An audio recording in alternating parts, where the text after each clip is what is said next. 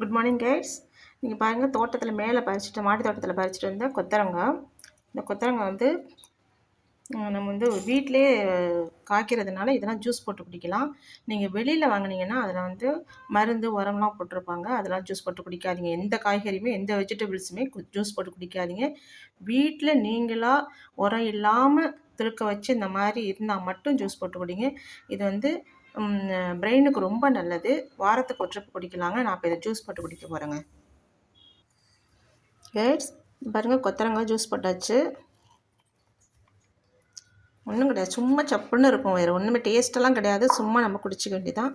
இதே மாதிரி சுண்டைக்காய், அதுவும் நம்ம வீட்டிலே விளைஞ்சா ஜூஸ் போட்டு குடிக்கலாம்.